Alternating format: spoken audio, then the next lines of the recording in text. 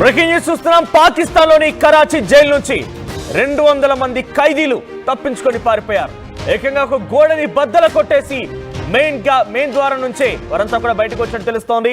200 మంది కరాచీ జైలు పాకిస్తాన్లో అతిపెద్ద జైలు ఇది.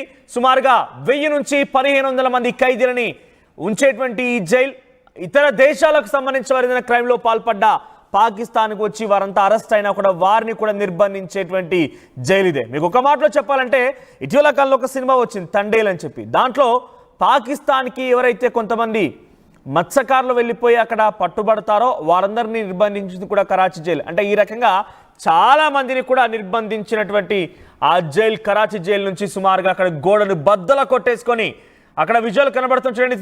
ఫస్ట్ దృశ్యాల్లో ఆ జైలు గోడల్ని బద్దల కొట్టేసుకొని జైలు గేట్ని బద్దల కొట్టేసుకొని ఏకంగా 200 మంది ఖైదీలు పరారైపోయారు. సో ఏం జరిగిందంటే కనుక నిన్న ఒక్కసారిగా అర్ధరాత్రి సమయంలో సింధ్ ప్రావిన్స్లోని కరాచీ జైల్లో 200 మంది ఖైదీలు గేట్లని బద్దల కొట్టుకొని గేట్లని పూర్తిగా నెట్టిపడేసి పారిపోయినట్టు తెలుస్తోంది. వారంతా కూడా కరుడు గట్టినటువంటి క్రిమినల్స్గా తెలుస్తోంది. సో ఆ ఖైదీలు పరారైన దాని విషయం పైన పోలీసులు వేట ప్రారంభించారు. కరాచీలో ఎమర్జెన్సీ సిచ్యువేషన్ నెలకొంది. పౌరులంతా జాగ్రత్తగా ఉండాలి. ఎక్కడికెక్కడ అందరూ కూడా తగు జాగ్రత్తలు తీసుకోవాలి. ఎందుకంటే కరుడు గట్టినటువంటి ఆ క్రిమినల్స్ అంతా కూడా బయటపడ్డారు కాబట్టి వాళ్ళని ఎవరిని వారు కాపాడుకోవడం కోసం ప్రజలంతా అప్రమత్తంగా ఉండాలని చెప్పి పోలీస్ శాఖ వాళ్ళు చెప్తున్నారు. కరాచీలో ఒక్కసారిగా భూకంపం సంభవించింది రాత్రి. అయితే భూకంపం తర్వాత పెద్ద ఎత్తున ప్రస్తుతం అక్కడ జైలు గోడలు కూడా బీటలు వారాయి.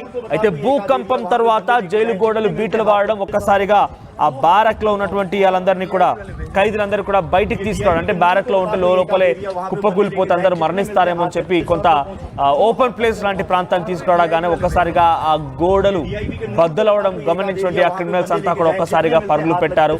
అయితే మొదట అందరూ కూడా గోడ కుప్పకూలిపోయిన తర్వాత ఆ భారీ గోడ నుంచి వారంతా పరుగులు పెట్టారేమని భావించారు. కానీ వారంతా తర్వాత విచారణ తెలిసింది ఏంటంటే మెయిన్ గేట్ ని బద్దలు కొట్టేసి మేము దృశ్యాలు కనబడుతుందండి.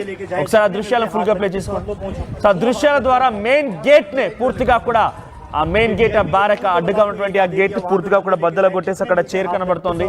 ఆ గేట్ కి సంబంధించి ఆ క్లోజర్ అయితే చిన్న గేట్ ఉంటుందో ఆ గేట్ ని పూర్తిగా నెట్టిపడేసి 200 మంది ఖైదీలు ఒకరి కాదు ఇద్దరు కాదు. చూడండి అక్కడ ఎటువంటి ఎమర్జెన్సీ సిచ్యువేషన్ తలపిస్తుందో చూడండి.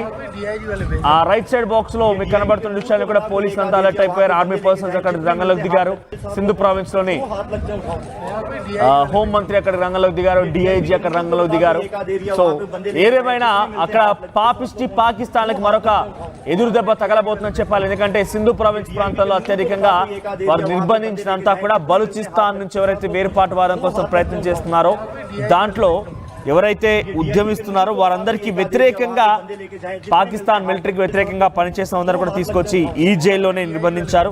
అయితే ప్రస్తుతం వారంతా కూడా ఈ జైలు నుంచి బయటకు వచ్చారంటే మరోసారి పాకిస్తాన్ ఆర్మీకి చుక్కలు కనబడబోతున్నాయని మాత్రం చాలా స్పష్టంగా అర్థమవుతోంది.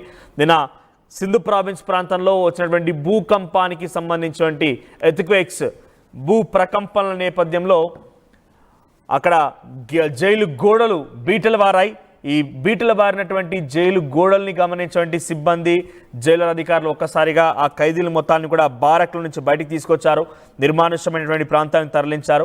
వారందరినీ తరలిస్తున్న క్రమంలో ఒక్కసారిగా ఇదే సమయం ఇదే అదునుగా భావించినటువంటి ఆ ఖైదీలు కరడు కట్టినటువంటి ఆ ఖైదీలంతా కూడా ఒక్కసారిగా గేట్ బద్దలు కొట్టేసి వారంతా కూడా బయటికి పరుగులు తీశారు. సుమారుగా 200 మంది అక్కడ ఏదైతే సింధు ప్రావిన్స్ ప్రాంతంలో కరాచీ ప్రాంతానికి సంబంధించిన జైలు పరిసర ప్రాంతాలు మొత్తాన్ని కూడా కార్డన్ సెర్చ్ ద్వారా పోలీసులు ఆపరేషన్ కొనసాగిస్తున్నారు. కార్డన్ సెర్చ్ ని నిర్వహిస్తున్నారు. ఆ జైలు అధికారులు ఎవరైతే పారిపోయారో వారి యొక్క లిస్టు ఇప్పటికే అనౌన్స్ చేసినట్టు తెలుస్తుంది. ఆ లిస్టు ఆధారితంగా ఫోటోలను కూడా విడుదల చేస్తున్నారు. సామాన్యమైన ప్రజలు పాకిస్తాన్ ప్రజలు ఎవరైనా కనుక చుట్టూటువంటి ఆ పరిసర ప్రాంతం సస్పీషియస్ గా కనిపించినా అనుమానంగా కనిపించినా సో వారందరినీ వెంటనే మీరు గుర్తించి మాకు సమాచారం అందించడానికి కూడా పోలీసులు వారందరికీ ఆదేశాలు జారీ చేసి ఒక ఎమర్జెన్సీ సిచ్యువేషన్ 200 మంది ఖైదీలు తప్పించుకున్నారంటే ఇది పాకిస్తాన్ చేతగానితనం, ఇది పాకిస్తాన్ దద్దమతనం, ఇది పాకిస్తాన్ యొక్క చేతులు ఇంకేం చెప్తారు, ఇంకా చాలా పదాలే ఉన్నాయి. సో అటువంటి ఒక దద్దమ్మ పాకిస్తాన్, చేతగాని పాకిస్తాన్, ఖైదీలని అక్కడ నిర్బంధించిన పాకిస్తాన్, ఖైదీలని అక్కడ కరడుగట్టినటువంటి ఆ ఖైదీలని, ఆ నరరూప రాక్షసులని కరడుగట్టినటువంటి ఆ ఖైదీలని కాపాడుకొని అంటే జైలు నిర్బంధించిన పాకిస్తాన్ యుద్ధాన్ని దిగుతుందట. చెప్పడానికి అని సిగ్గు అనిపించాలి. ఒకసారి ఆ దృశ్యాలను చూద్దాం, మరింతగా మళ్ళీ కంటిన్యూ చేసే ప్రయత్నం చేస్తాం.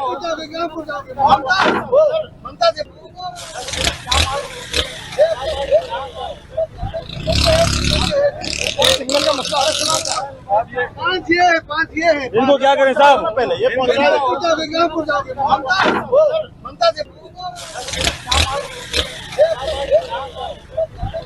साथ लोग पहुंचो, जो हाथ लग जाए उठाओ। यहाँ पे डीआईजी वाले भेज रहा हूँ, ये डीआईजी के नूर को बता, कोई एक आध एरिया वहाँ पे बंदे लेके जाए, जितने मिलते हैं हाथ लग जाए, साथ लोग पहुंचो, जो వారికి సంబంధించిన సమాచారాన్ని మాకు చేరవేయాలని చెప్పి పోలీసులు సామాన్యులకి ప్రజలకు అందరు కూడా లిస్ట్ అనౌన్స్ చేయడం, ఫోటోలు బయటపెట్టడం చేస్తూ ఉంటే ఇక్కడ పాకిస్తాన్ ప్రజలు మాత్రం, సింధు ప్రావిన్స్ ప్రజలు మాత్రం అల్లాడిపోతున్నారు.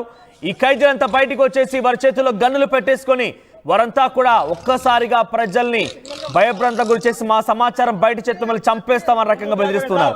మొన్న మధ్య సింధు ప్రావిన్స్ లోని కొన్ని ప్రాంతాల్లో ఒక 6 కెనాల్స్ కట్టి పంజాబ్ ప్రావిన్స్ నుంచి వచ్చేటువంటి ఆ సింధు నీళ్ళని 6 కెనాల్స్ ద్వారా వివిధ ప్రాంతాలకు తరలిస్తాం, సస్యశ్యామలం చేస్తాం, ఎడారి ప్రాంతాల్లో పంటలు పండిస్తామనే ఒక ఆలోచనతో సింధు ప్రావిన్స్ ప్రభుత్వం ప్రయత్నం చేస్తే ఏకంగా ప్రజలు మొత్తం తిరుగుబాటు చేసి, ప్రజలు తిరుగుబాటు అంటామో వారు ప్రతి ఒక్కరి చేతిలో తిరుగుబాటు చేసే ప్రతి ఒక్క ప్రజల యొక్క చేతిలో కూడా ఒక గన్ ఉంది. ఆ AK-47 గన్లు పెట్టుకొని ఏకంగా హోమ్ మినిస్టర్ ఇంటిని చుట్టుముట్టేశారు. సింధు ప్రావిన్స్ ప్రాంతంలో జరిగింది. సింధు ప్రావిన్స్ ప్రాంతంలో 6 కెనాల్స్ నిర్మించి ఎడారి లాంటి ప్రాంతాన్ని సస్యశ్యామలం చేస్తాం, నీళ్ళని తరలిస్తామని చెప్పి ప్రభుత్వం మీద ఆలోచన చేస్తే తమకు నీళ్ళు ఇవ్వకుండా ఇతర ప్రాంతాలు నీళ్లు తరలిస్తారని చెప్పి ప్రజలు మొత్తం తిరుగుబాటు చేసి ప్రతి ఒక్కరి చేతిలో గన్ను మోస్తూ గన్లు పట్టుకొని హోమ్ మినిస్టర్ ఇంటికి వెళ్ళి హోమ్ మినిస్టర్ నివాసాన్ని మొత్తం చుట్టుమిట్టి వాళ్ళ ఇంటిపైన కాల్పులు జరిపారు. అంటే ఎంతలా సామాన్య ప్రజలు తిరగబడితే ఎలా అవుతుంది, అలా ఉంటే ఇప్పుడు ఖైదీలే తిరగబడితే ఎలా అవుతుంది అనేది మళ్ళీ ఈసారి పాకిస్తాన్ చూడబోతోంది. ఖైదీలు తిరగబడ్డారు, సామాన్యమైన ప్రజల ఇళ్లలోకి చొరబడ్డారు, సివిలియన్స్ నివాసాలను చుట్టుముట్టేశారు. మీరు ఎవరైనా కనుక మా సమాచారాన్ని పోలీసులకు చేరవేసి మిమ్మల్ని చంపేస్తామంటూ కూడా అక్కడి సామాన్య ప్రజల్ని భయభ్రాంత గురి చేస్తున్నట్టు తెలుస్తుంది. ఈ విషయం పైన సింధు ప్రావిన్స్ ముఖ్యమంత్రి మురాద్ అలీ షా ఇప్పటికే ఆ జైలు విజిట్ చేశారు. మరోవైపుగా లంజర్ హోమ్ మినిస్టర్ ఆయన కూడా ఉల్జామ్ లంజర్ ఆయన కూడా ఆ జైల్ని సందర్శించారు. ప్రస్తుతానికి ఎప్పటికప్పుడు అంచనా వేస్తున్నారు. సెక్యూరిటీ విభాగాల్ని, ఆ తర్వాత నిఘా విభాగాలని అన్నిటి కూడా అలర్ట్ చేసి అక్కడ పారిపోయినటువంటి ఖైదీల్ని పట్టుకునే పనిలో ఉన్నారు అక్కడ పాకిస్తాన్ పోలీసులు. సో పాకిస్తాన్ ఆర్మీ కూడా ఇది చేతగానితనం, పాకిస్తాన్ యొక్క దద్దమ్మతనం. పాకిస్తాన్కి చేతగాక ఖైదీలనే నిర్బంధించలేకపోయినటువంటి వెర్రి పాకిస్తాన్, పాపిస్టి పాకిస్తాన్ భారతదేశం పైన ఏదో యుద్ధం ప్రకటిస్తానని చెప్పి విర్రవీగింది. ఆఖరికి వస్తే తోక ముడుచుకొని పడుకొని పోయింది. కనీసం మీ ఖైదీలన్నా మీరు నిర్బంధించే ప్రయత్నం చేయండి, మీ ప్రజలైనా కాపాడుకునే ప్రయత్నం చేయండి. మీరు చేసిన నిర్వాకం, మీ విభాగాల ఫెయిల్యూర్, మీ పోలీస్ అధికారుల ఫెయిల్యూర్, మీ జైలర్ల ఫెయిల్యూర్ కాస్త మీ సివిలియన్స్ ప్రాణాలకే